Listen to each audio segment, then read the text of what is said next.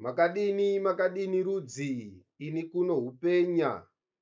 Nhasi ngodzoka zvekare pamuronga uno wedzidziso, apo kunodzidzisa pamusoro penheyo kana hwaro hweruzivo rezvido zvomusiki.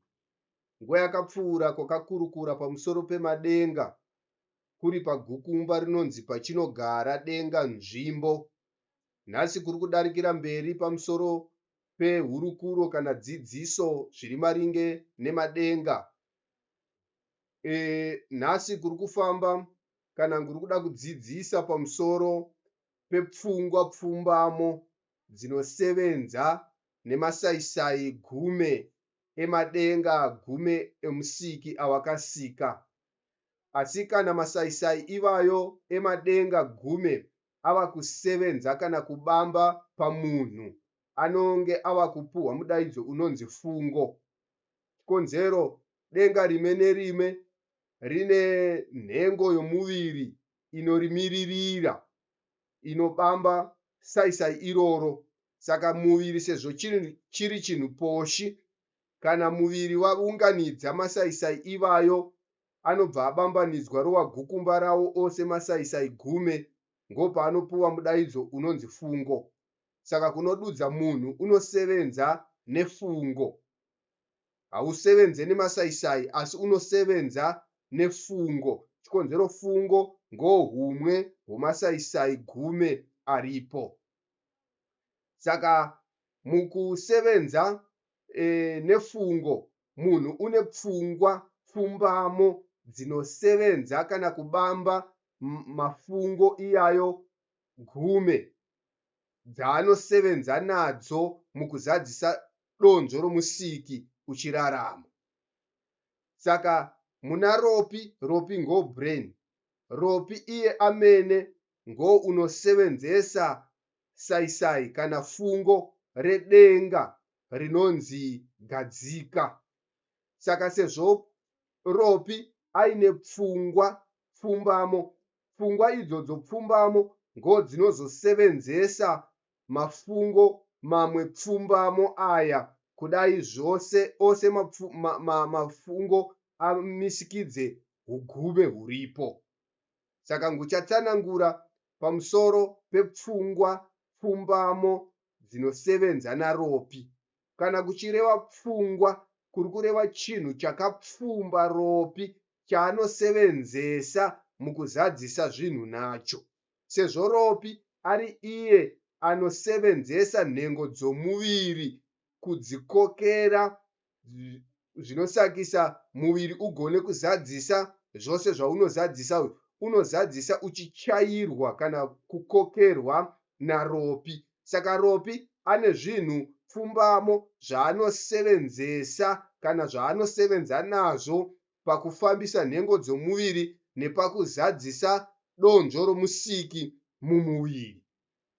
Saka papfungwa pfumbamo dziri pamunhu kana muna savana kune pfungwa yekuvamba inonzi pfungwa yoruzivo. Zvichireva ropi unosevenzesa kana unosevenza nepfungwa yoruzivo. Pira, ropi unosevenza nepfungwa yokururamisira. Nhunha, ropi unosevenza nepfungwa yokugona.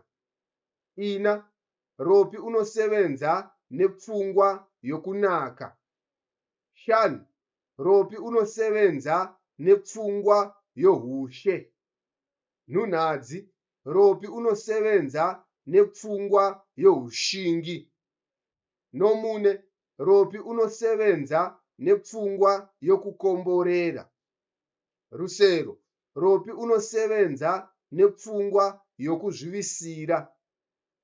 Pfumbamo, ropi unosevenza nepfungwa yohupenya. Zvino, pfungwa yoga yoga ine fungo rainobamba nekusevenza naro. Sezvakoreva ropi ngo unosevenza nepfungwa idzi dzose dziri pfumbamo. Chikonzero ropi ngo akapfumba pfungwa pfumbamo. Saka ropi unosevenza fungo redenga rinonzi gadzika. Kouya pfungwa pfumbamo dzaanosevenza nadzo dzaanadzo dzinosevenzesa mafungo emadenga anorumbira. Pfungwa yoruzivo inosevenzesa fungo redenga rechivenyanya, redenga rechisi chisva. Kouya pfungwa yokururamisira inosevenzesa fungo redenga reava. Kouya pfungwa yokugona inosevenzesa fungo redenga rechivenyanya. Kouya pfungwa yokunaka inosevenzesa fungo redenga rechiriko. Kouya pfungwa youshe inosevenzesa fungo redenga rechaicho. Kouya pfungwa youshingi inosevenzesa fungo redenga rekumbira. Kouya pfungwa yokukomborera inosevenzesa fungo redenga remuvambi. Kouya pfungwa yokuzvivisira inosevenzesa fungo redenga rechidzorera. Kouya pfungwa youpenya inosevenzesa fungo redenga repachabva. Saka aya ndiwo madenga anosevenza nepfungwa pfumbamo dzomunhu mumbiri youmambo nhengo.